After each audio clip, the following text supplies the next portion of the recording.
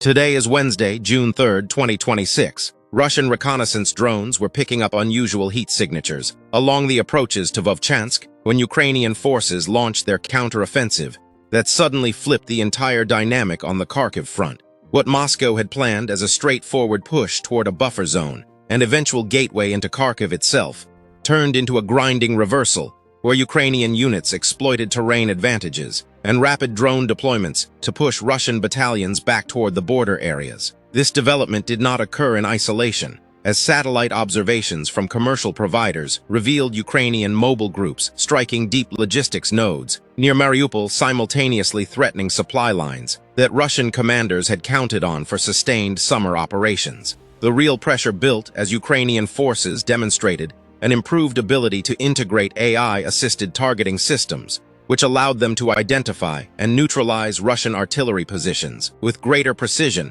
than in previous months. The tension between Iran and America is reaching a whole new level, and the world is divided. But the real question is, who do you stand with? America has official live voting open right now to see where the public support lies. If you love America and want to show your support, go to the description or the pinned comment right now. If you are using an Android, click the Android link, and if you are on an iPhone, click the iOS link. Just complete the quick 1-minute verification to make your vote count officially, and let's show the strength of America. Go vote now. Energy markets already jittery from ongoing tensions in the Strait of Hormuz reacted with subtle upward ticks in oil futures, because any disruption in European supply routes tied to the Ukraine conflict could compound existing vulnerabilities in global LNG flows. Russian planners had invested heavily in Vovchansk, expecting it to serve as the anchor for broader advances. But Ukrainian counterattacks exposed weaknesses in Moscow's troop rotations and electronic warfare coverage, allowing small unit maneuvers to create unexpected breaches. Intercepted communications suggested Russian field commanders were urgently requesting reinforcements, while Ukrainian drone swarms saturated radar systems, forcing defensive postures that limited offensive momentum. This shift carried immediate economic consequences, as European allies monitored potential spikes in energy prices. If Russian advances stalled and forced reliance on alternative supply corridors, already strained by sanctions. What terrified defense analysts was not just the localized fighting, but the broader implication that Ukraine's growing capacity for deep strikes could reshape operational timelines across multiple fronts, including those near Crimea, where logistics vulnerabilities had been quietly accumulating. And if you are finding value in this detailed daily breakdown, make sure to subscribe to the channel for more unfiltered updates. The battlefield around Vovchansk transformed rapidly, as Ukrainian forces utilized familiar forested corridors and river crossings to outmaneuver heavier Russian mechanized columns, which struggled with supply chain interruptions caused by precision hits on rail links further back. Commercial imagery showed Russian positions contracting in real time, while Ukrainian artillery adjusted fire based on real-time drone feeds, creating a feedback loop that Russian electronic jamming could not fully suppress. This tactical evolution deepened understanding of how drone warfare had matured since the early phases of the conflict, with both sides now deploying AI-enhanced models capable of autonomous target acquisition. Yet Ukraine seemed to hold an edge in integration with Western-supplied systems. Meanwhile, in the Middle East, Iranian naval patrols near the Strait of Hormuz continued their shadowing operations against commercial tankers, prompting U.S. Navy Arleigh Burke-class destroyers to reposition closer to key choke points, in a move that heightened risks of miscalculation between competing powers. The interconnected nature of these theaters became clear as any major escalation in Ukraine could divert Western resources away from monitoring Chinese activities in the South China Sea, where naval posturing had intensified in recent weeks. Military movements near Mariupol added another layer of complexity, because Ukrainian strikes targeted Russian ammunition depots and repair facilities, disrupting the flow of equipment needed for any renewed push toward Kharkiv. This exposed institutional fears within the Kremlin about overextended supply lines, particularly as winter equipment maintenance cycles approached, and sanctions continued limiting access to critical components. Geopolitical analysts noted that Putin's strategy of incremental buffer zone creation now faced significant contradictions, because Ukrainian resilience demonstrated that deep strikes could offset numerical disadvantages on the ground. Satellite systems tracked increased Russian air activity over the Sea of Azov, as Moscow attempted to secure flanks, yet these operations carried their own vulnerabilities to Ukrainian anti-air capabilities, which had shown marked improvement through layered defenses. The silence from certain NATO members regarding additional aid packages raised questions about alliance cohesion at a time when economic pressures from energy volatility threatened to fracture unity. What happened next worried defense officials, as the possibility of accidental engagements in crowded maritime zones near Hormuz could cascade into wider instability, affecting everything from oil prices to grain shipments out of Black Sea ports. Ukrainian counterattacks succeeded in part by exploiting gaps in Russian reconnaissance coverage,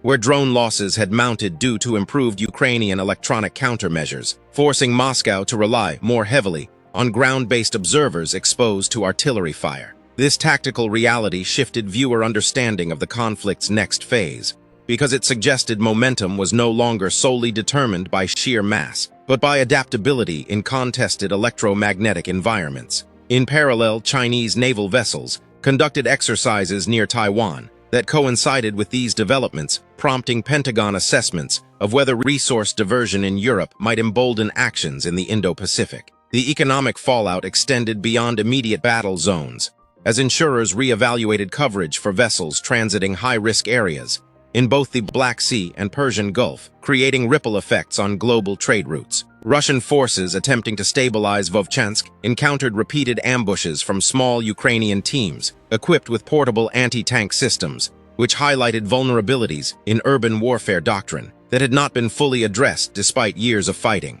Then the radar screens lit up in multiple sectors, as new drone incursions tested air defenses on both sides, deepening the sense of uncontrolled escalation risks. Institutional psychology played a crucial role here, because public statements from Moscow emphasized steady progress, while private assessments reportedly acknowledged mounting challenges in maintaining offensive tempo amid Ukrainian deep strikes that threatened critical bridges and railheads near Mariupol. This selective messaging created space for intelligence leaks that revealed concerns over manpower shortages as recruitment efforts faced domestic resistance. NATO strategy adjusted quietly, with increased surveillance flights over the region, while avoiding direct commitments that might provoke broader confrontation.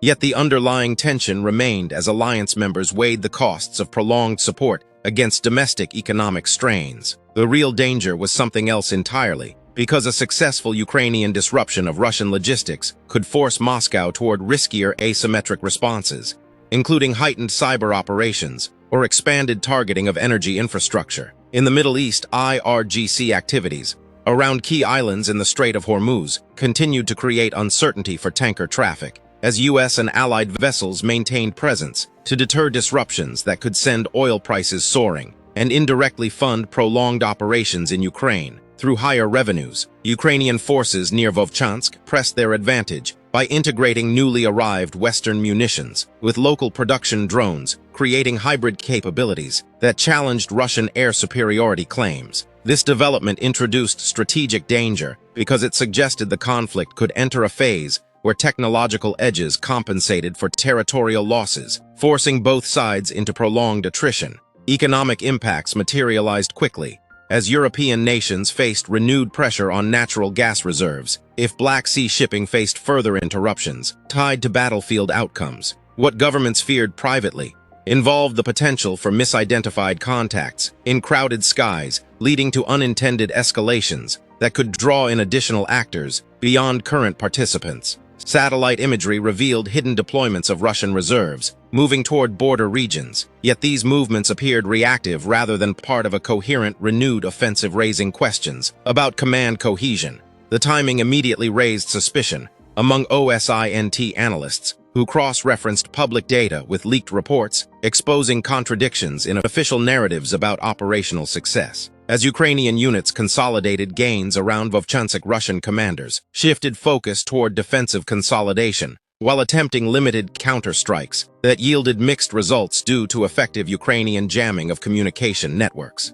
This evolution in battlefield dynamics deepened military understanding of how persistent drone operations could degrade command and control structures over time, creating cumulative disadvantages, even for larger forces. In the broader geopolitical landscape, U.S.-China tensions manifested through naval shadowing in the Pacific, where Virginia-class submarines conducted patrols that indirectly influenced resource allocation decisions for European theaters. The interconnected system meant that any significant Russian setback in Kharkiv could prompt adjustments in sanctions enforcement or energy diplomacy, affecting multiple continents simultaneously. Military planners were no longer focused solely on victory, but on managing escalation thresholds that grew narrower with each technological advancement on both sides. And if you are finding value in this detailed daily breakdown, make sure to subscribe to the channel for continued insights into these evolving power shifts. The situation around Mariupol grew particularly tense,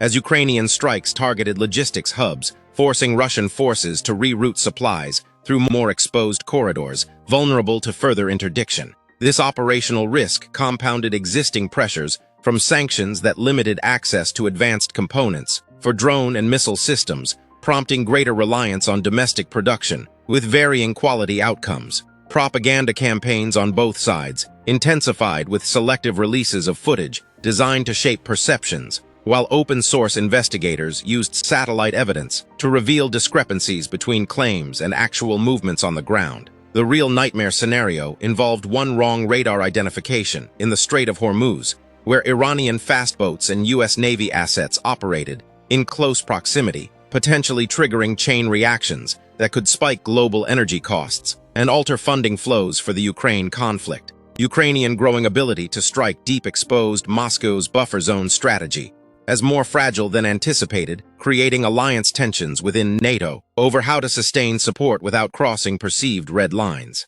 Defense technology played a pivotal role in recent shifts because AI-powered Ukrainian systems allowed for faster target prioritization, reducing response times against Russian artillery barrages that had previously dominated open terrain. This capability introduced new tactical vulnerabilities for Russian units operating without equivalent countermeasures, leading to higher attrition rates in contested zones. Geopolitical forecasting suggested that sustained Ukrainian pressure could force political recalibrations in Moscow, where domestic considerations increasingly influenced military decision-making timelines. Economic consequences expanded as agricultural exports from Ukraine faced renewed threats from nearby fighting impacting global food security and adding pressure on international alliances already strained by multiple simultaneous crises. The silence from certain quarters was not accidental, as governments carefully calibrated statements to avoid signaling weakness while monitoring developments that could reshape power balances across Eurasia. Commercial shipping lanes adjusted routes in response to perceived risks, creating additional costs that filtered through to consumers worldwide,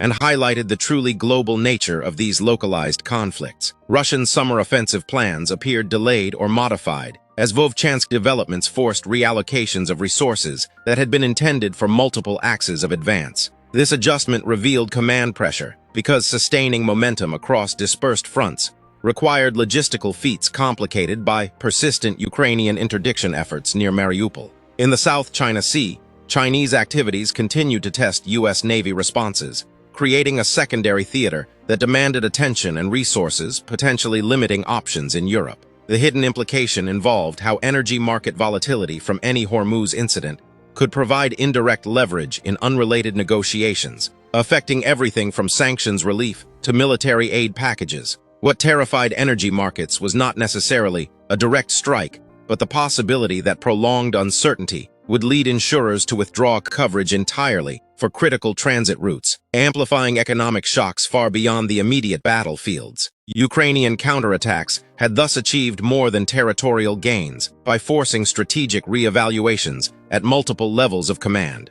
As operations evolved around Vovchansk, both sides grappled with the limits of their respective doctrines. In an environment where persistent surveillance and rapid strike capabilities compressed decision cycles dramatically, this reality deepened appreciation for how modern conflicts reward flexibility over traditional mass while exposing institutional fears about long-term sustainability amid economic headwinds. Intelligence updates from open sources indicated increased activity in electronic warfare domains, where each side sought to blind the other's sensors, creating temporary windows of opportunity seized by agile units. The situation remained fluid, with new operational risks emerging daily as governments navigated the narrow path between deterrence and direct involvement, The crisis continues to evolve, with underlying vulnerabilities persisting across interconnected global systems, and sources remain grounded in open